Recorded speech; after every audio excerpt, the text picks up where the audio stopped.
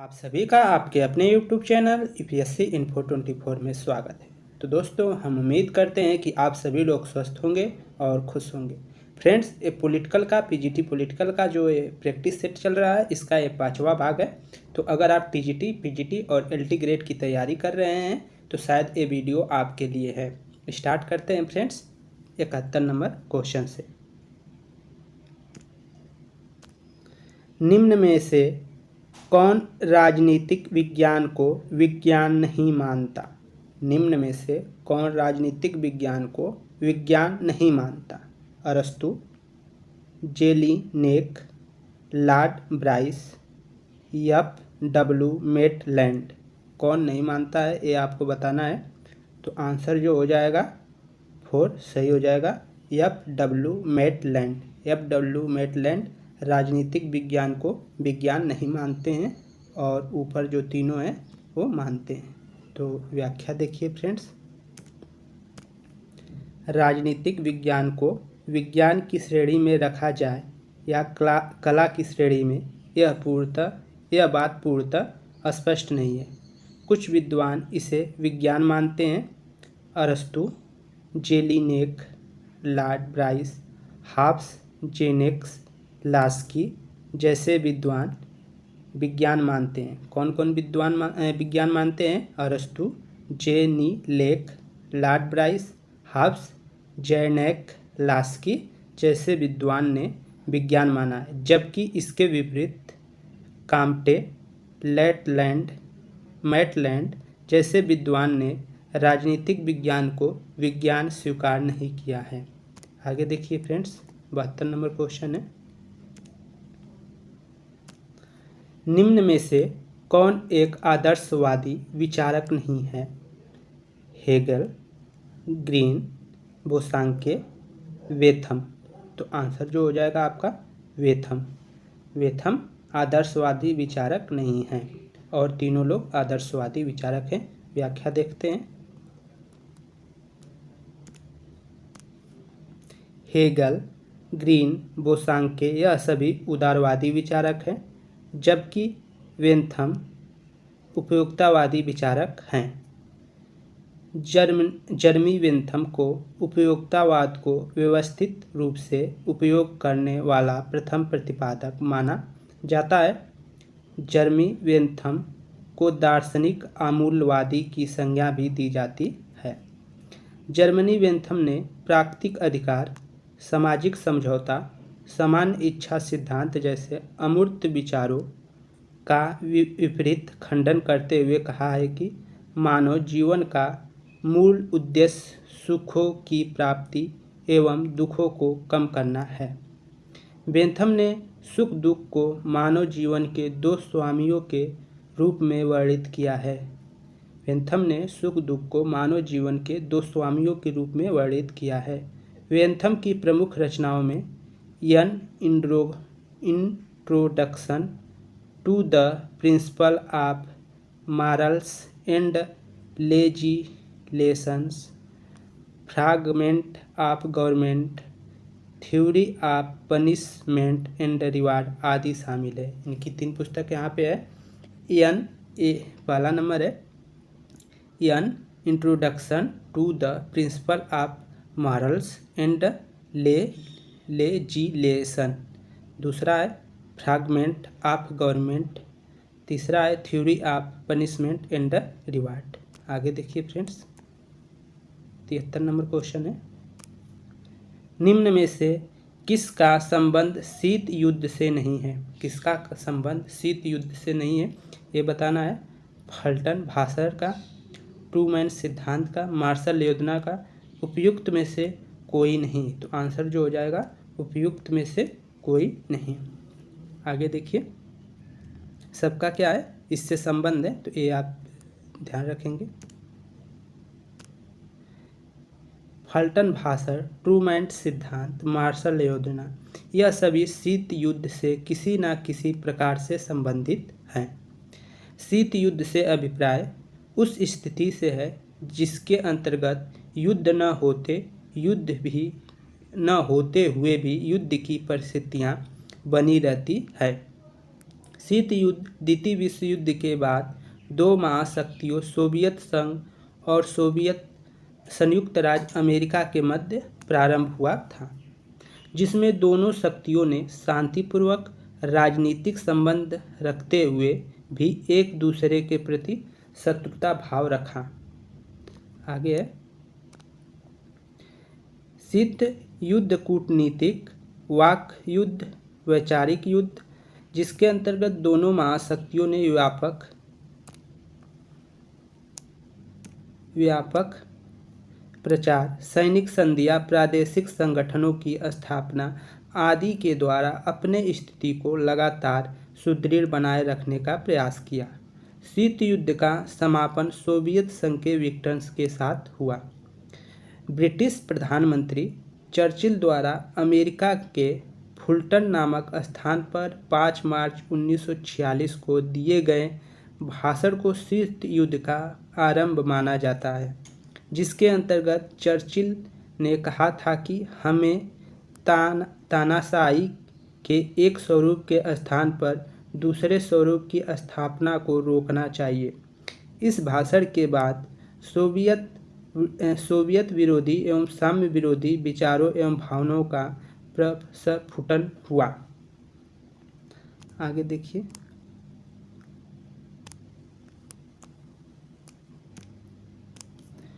इसी प्रकार ट्रूमैन सिद्धांत, जो कि अमेरिकी राष्ट्रपति ट्रूमैन की साम्यवादी विचारधारा के प्रसार को रोकने संबंधित नीतियां थीं, शीत युद्ध को बढ़ावा दिया। ट्रूमैन ने साम्यवादी प्रकार को रोकने संबंधित नीतियों की घोषणा 12 मार्च 1947 को की थी। ट्रूमैन ने जो है साम्यवादी प्रसार को रोकने के लिए उसने क्या किया था, 12 मार्च को घोषणा की थी, 12 मार्च 1947 को।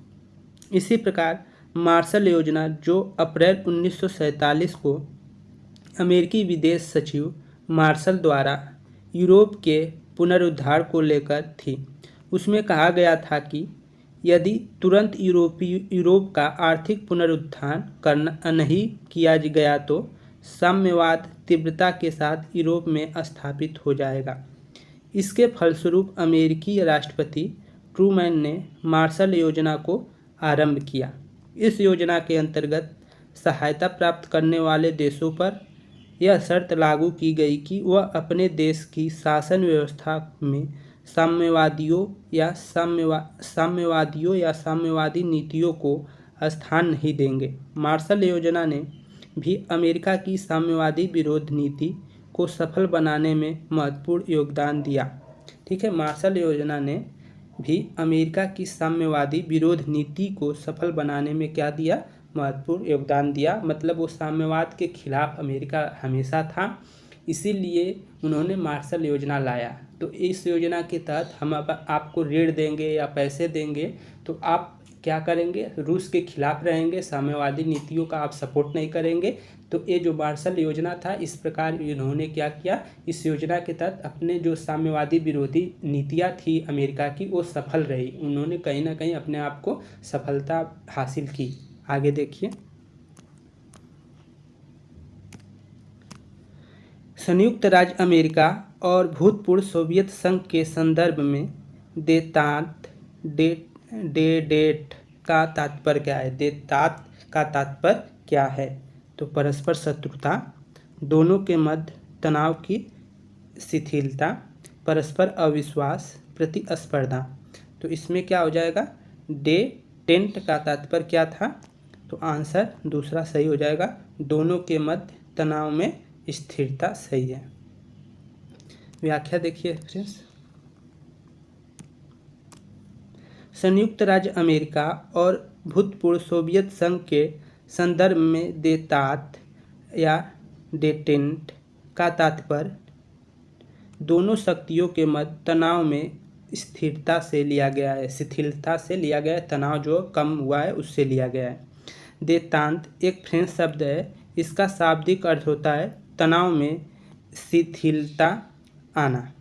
देतांत की समावधि में दोनों शक्तियों के मध्य सामंजस्यपूर्ण संबंध का बनना, शांतिपूर्वक सह अस्तित्व की नीतियों को अपनाना, आर्थिक, वैज्ञानिक व तकनीकी सहयोग आदि को अपनाया गया। दोनों शक्तियाँ मैत्रीपूर्ण सहयोग की तरफ उन्मुख हुई।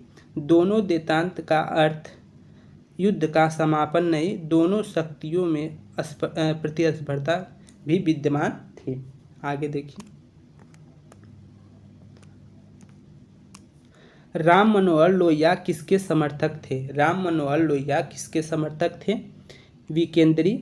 विकेंद्रीकृत समाजवाद, साम्यवाद, गाइल्ड समाजवाद या श्रेणी समाजवाद, फेबियन समाजवाद। फेबियन समाजवाद। तो आंसर क्या हो जाएगा? फेबियन समाजवाद गलत हो जाएगा दोस्तों। यहाँ पे आंसर दिया गया है तो ये गलत हो जाएगा, ये गलत है, फेबियन नहीं होगा, सॉरी। विकेंद्री समाजवाद क्या हो जाएगा? विकेंद्री समाजवाद। ये राम मनोहर लोहिया इसके क्या थे? समर्थक थे। व्याख्या देखिए, राम मनोहर लोहिया विकेंद्री समाजवाद के समर्थक थे। राम मनोहर लोहिया ने चौथा स्तंभ शासन का विचार प्रस्तुत किया, जिसके अंतर्गत उन्होंने शक्तियों के स्रोत को नीचे से ऊपर की तरफ ग्राम, मंडल, प्रांत और केंद्र प्रवाहित किया।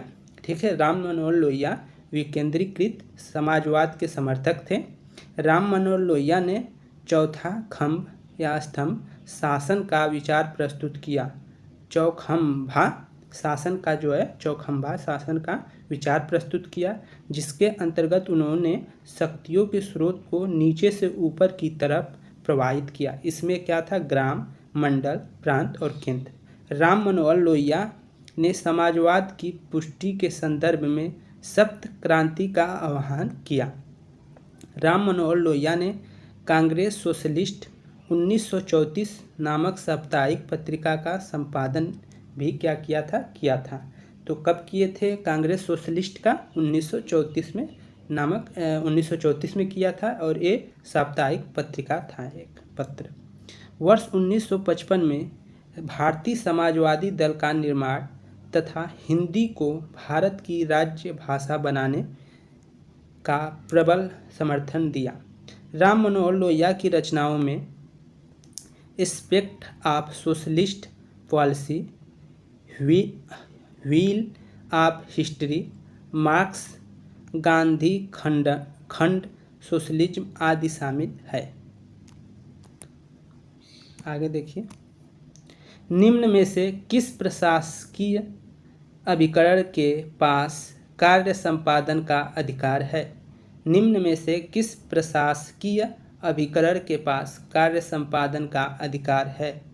ऑप्शन 1 है सूत्र अभिकरण, स्टाफ अभिकरण, सहायक अभिकरण, उपयुक्त में से कोई नहीं। तो आंसर जो हो जाएगा आपका पहला हो जाएगा सूत्र अभिकरण। व्याख्या देख लीजिए फ्रेंड्स, सॉरी,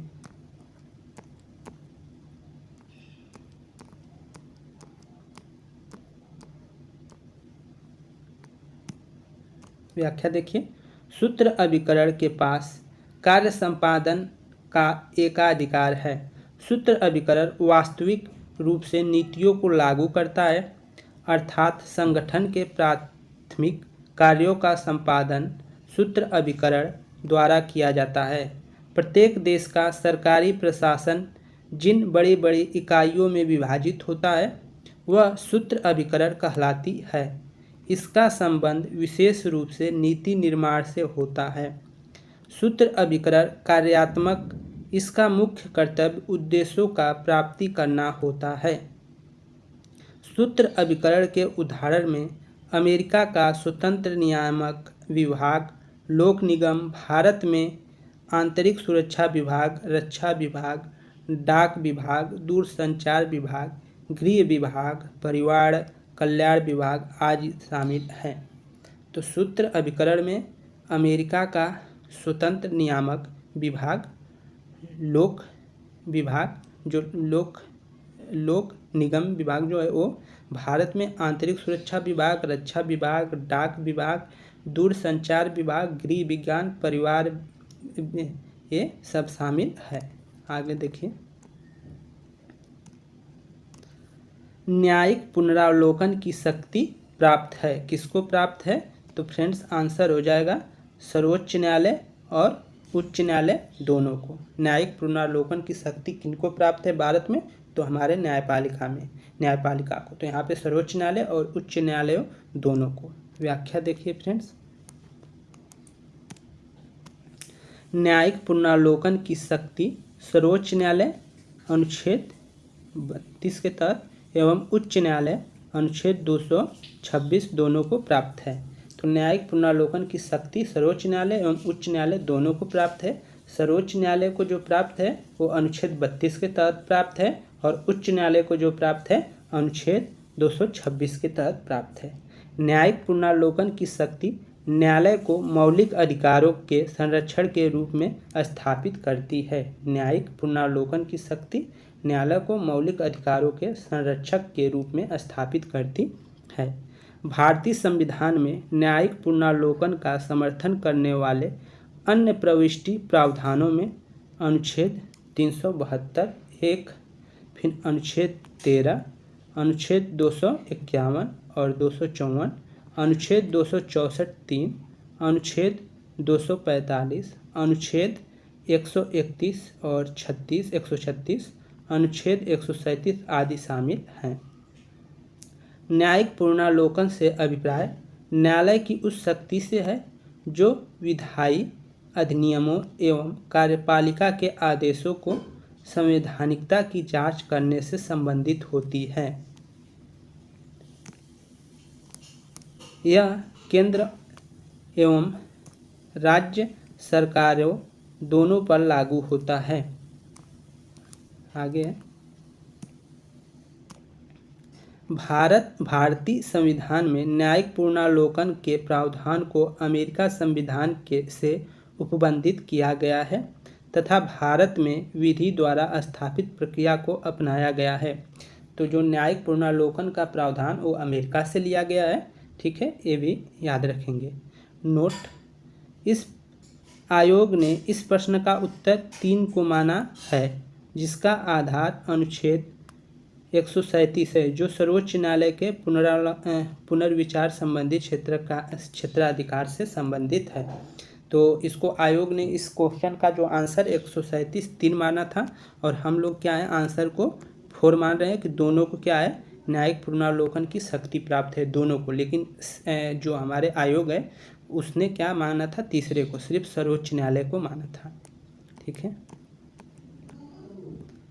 आगे देखिए 78 नंबर क्वेश्चन है, कानून सामाजिक आचरण का नियमन करने वाले नियमों का समूह है। यह परिभाषा किसने दी है? कानून सामाजिक आचरण का नियमन करने वाले नियमों का समूह है। यह परिभाषा किसने दिया है?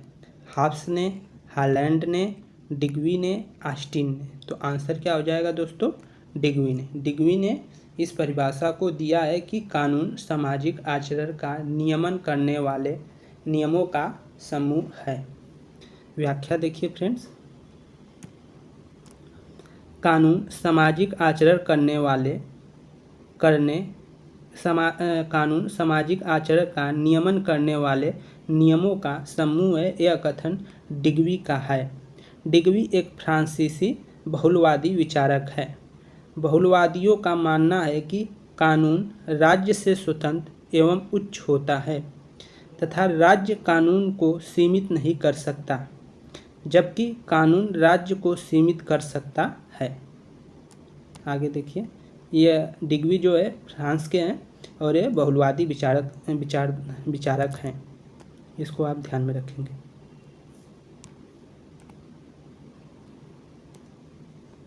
आगे 79, राजनीतिक विज्ञान हमें बतलाता है कि पिछले समाज में राज्य का क्या क्या रूप रहा है, इस समय उसका क्या स्वरूप है और इसका आदर्श स्वरूप क्या होना चाहिए। यह कथन किसका है? राजनीतिक विज्ञान हमें बतलाता है कि पिछले समय में राज्य का क्या स्वरूप रहा है, इस समय उसका क्या स्वरूप है और इसका आदर्श स्वरूप क्या होना चाहिए। यह कथन किसका है? ऑप्शन देखिए, गेटले का, मैक हाइबर का, सर अर्नेस्ट का बेन और सिट विक का।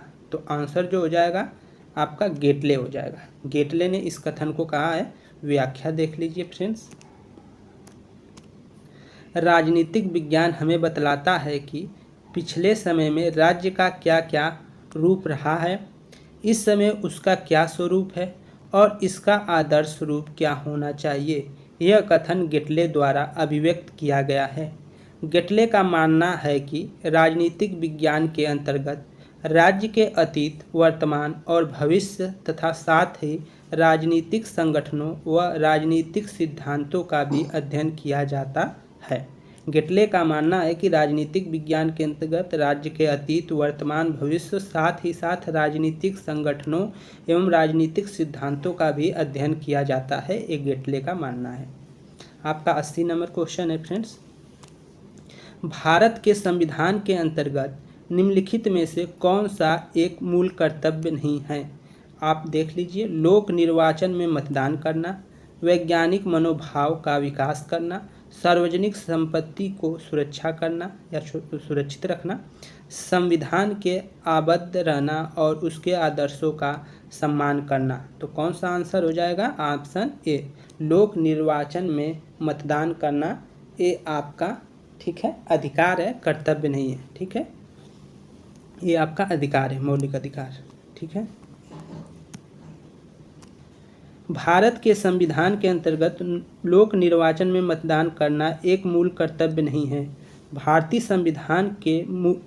संविधान में मूल कर्तव्य 42वें संविधान संशोधन अधिनियम 1976 के द्वारा सरदार स्वर्ण सिंह समिति की अनुशंसा पर संविधान के भाग 4 क में अनुच्छेद 51 क में उपबंधित किए गए हैं।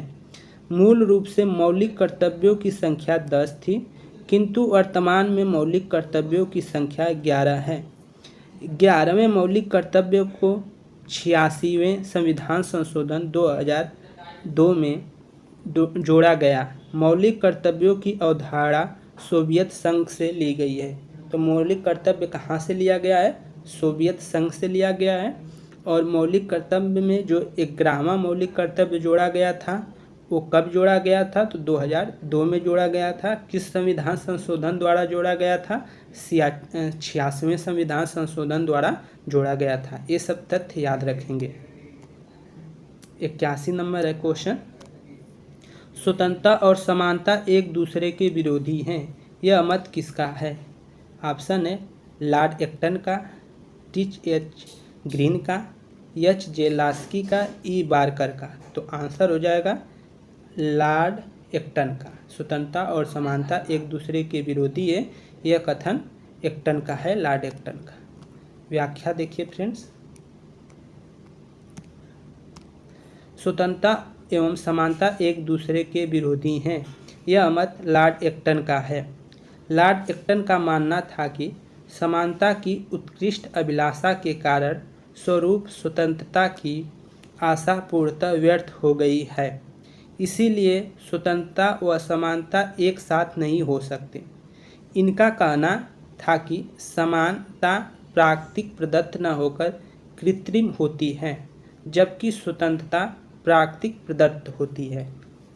एच.जे. लास्की का मानना है कि राज्य का उद्देश्य स्वतंत्रता व समानता दोनों प्रदत्त करना है।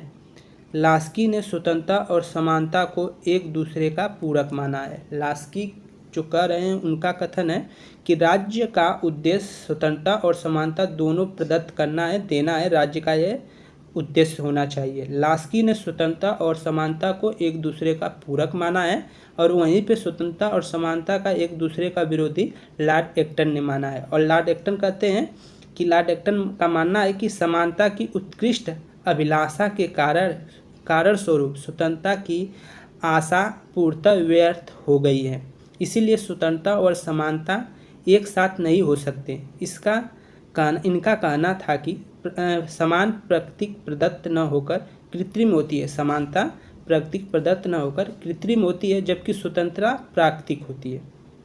और यहाँ पे टी.एच. ग्रीन ने स्वतंत्रता के संदर्भ में कहा है, स्वतंत्रता उन कार्यों को करने एवं उपभोग करने की शक्ति देती है जो कार्य करने एवं उपयोग करने योग्य होते हैं।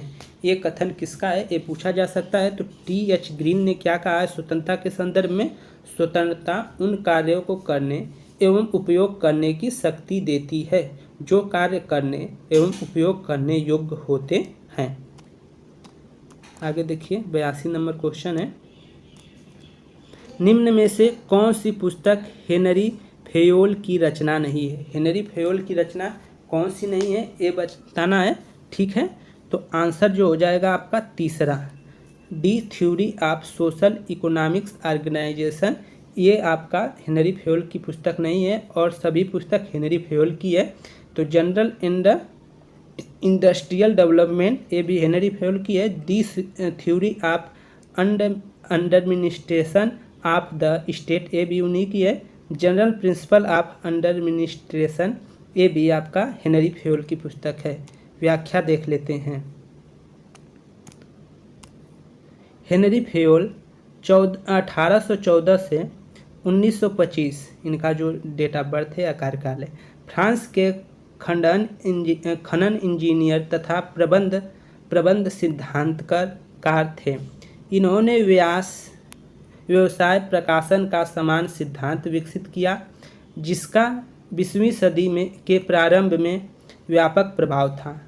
प्रबंधन के आधुनिक संकल्पना के विकास में सबसे प्रभावी योगदान करने वाले में फेयोल का नाम अग्रणी है। इनके द्वारा रचित कुछ ग्रंथ निम्न है। कौन कौन से है, तो ये देख लीजिए। पहला है जनरल एंड इंडस्ट्रियल मैनेजमेंट, दूसरा है the theory of administration of the state, तीसरा है जनरल प्रिंसिपल्स ऑफ एडमिनिस्ट्रेटिव इत्यादि। जो तीसरी पुस्तक थी उसमें तीसरा ऑप्शन उसको मैक्स वेबर ने लिखा है, ठीक है, इनको मैक्स वेबर ने लिखा है। Theory of social and economics organisations नामक पुस्तक को मैक्स वेबर ने की है। इसकी रचना कौन की है, मैक्स वेबर ने की है। Theory of social and economics organisations, ये पुस्तक किसकी है, तो मैक्स वेबर की है। आगे देखिए, निम्न में से कौन सा युग्म सुमेलित नहीं है ये बताना है। Karl Marx the poverty of philosophy पुस्तक है। V.I. लेनिन की पुस्तक का नाम है स्टेट एंड रिवोल्यूशंस। फिर है जोसेफ स्टालिन की पुस्तक का नाम दिया है wage, labour and capital. Friedrich Engels का पुस्तक का नाम है origins of family, private property and the state. तो दोस्तों ये तीनों का तीनों ए वाला और ए वाला सही है, जबकि ए वाला गलत है। तो इसलिए हमारा आंसर जो हो जाएगा तीसरा हो जाएगा फ्रेंड्स। तो एक गलत है, यही हमको बताना था। व्याख्या देख लेते हैं, मालूम कर देते हैं। Wage, labour and capital Karl Marx द्वारा 1847 में लिखा गया निबंध है। Wage, labour and capital Karl Marx द्वारा क्या है, 1847 में लिखा गया है दोस्तों, ठीक है। और इसके बाद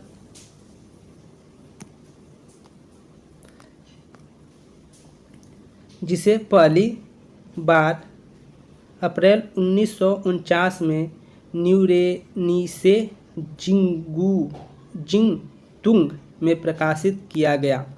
इसके व्यापक रूप में से मार्क्स के प्रभावशाली ग्रंथ दास कैपिटल का अग्रदूत माना जाता है। इसके अतिरिक्त अन्य विकल्प 1, 2 एवं 4 सही सुमेलित हैं, ठीक है। जो और सब है सही सुमेलित हैं। तो ये वाली पुस्तक जो लिखी गई है वो कार्ल मार्क्स की पुस्तक है जो 1847 में लिखी गई है, और सब तीनों क्या है, सुमेलित हैं। आगे देखिए 84 नंबर क्वेश्चन है, निम्न में से कौन राष्ट्रीय हित को विश्व राजनीति का अंतिम और निर्णायक तत्व मानता है। निम्न में से कौन राष्ट्रीय हित को विश्व राजनीति का अंतिम एवं और निर्णायक तत्व मानता है। Morgenthau, V.V. Dyke, J.J. Frankel, Paul Seabury. तो कौन है इसका, ये आपको बताना है। तो आंसर हो जाएगा मार्गेनथाउ, मार्गेनथाउ। तो ये आंसर हो गया आपका। इसका व्याख्या देख लेते हैं फ्रेंड्स।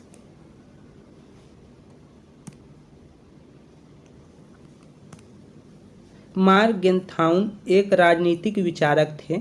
उनका जन्म 1904 ईस्वी में जर्मनी में हुआ था।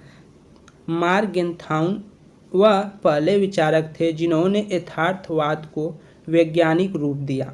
लेकिन 1930 के दशक में जर्मनी के हिटलर के आने से नाजीवाद का उदय हुआ तो मार्गेनथाउ जर्मनी से भागकर अमेरिका में शरणार्थी के रूप में रहने लगे। मार्गेनथाउन के अनुसार किसी भी देश के लिए यहाँ पे देश रहना चाहिए, किसी भी देश के लिए राष्ट्रीय हित सर्वोच्च होता है। मार्गेनथाउन राष्ट्रीय हित को विश्व राजनीति का अंतिम और निर्णायक तत्व मानता है। मार्गेनथाउ के द्वारा रचित कुछ पुस्तकों में निम्न है, जो है वो कौन है, politics among Nations, in defence of nation इत्यादि हैं। ठीक है, इनके पुस्तकों का नाम politics among nation, in defence of national इत्यादि हैं। आखिरी एक क्वेश्चन फ्रेंड्स, भारत के सर्वोच्च विधि अधिकारी निम्न में से किसे माना जाता है। तो ये तो सभी जानते होंगे कौन होता है। तो आंसर हो जाएगा महान्यायवादी, अटॉर्नी जनरल। ठीक है, अटॉर्नी जनरल जिसे कहा जाता है वही होते हैं महान्यायवादी। भारत के महान्यायवादी अनुच्छेद 76 की नियुक्ति भारत के राष्ट्रपति द्वारा की जाती है। ठीक है, भारत के महान्यायवादी की नियुक्ति भारत के राष्ट्रपति द्वारा की जाती है। और महान्यायवादी का अनुच्छेद 76 में क्या है, जिक्र किया गया है। जो व्यक्ति सर्वोच्च न्यायालय के न्यायाधीश बनने की योग्यता रखता है, ऐसे किसी व्यक्ति को राष्ट्रपति महान्यायवादी के पद पर नियुक्त कर सकते हैं। भारत के महान्यायवादी देश का सर्वोच्च कानून अधिकारी होता है। वह सभी कानूनी मामलों में सरकार की सहायता के लिए जिम्मेदार होता है। महान्यायवादी को संसद की कार्यपालिका में भाग लेने का अधिकार होता है, हालांकि उसके पास संसद में मतदान का अधिकार नहीं होता है। तो ये था महान्यायवादी से संबंधित तथ्य। तो फ्रेंड्स, हम उम्मीद करते हैं कि हमारे द्वारा जो ये जानकारी दी जा रही है वो आप लोगों को पसंद आ रही होगी। अगर दोस्त ये पसंद आई, ये जानकारी हमारे द्वारा दी गई, तो आप वीडियो को लाइक कर दें। आप चैनल पे नए हैं तो चैनल को ज़रूर सब्सक्राइब कर लें। नमस्कार।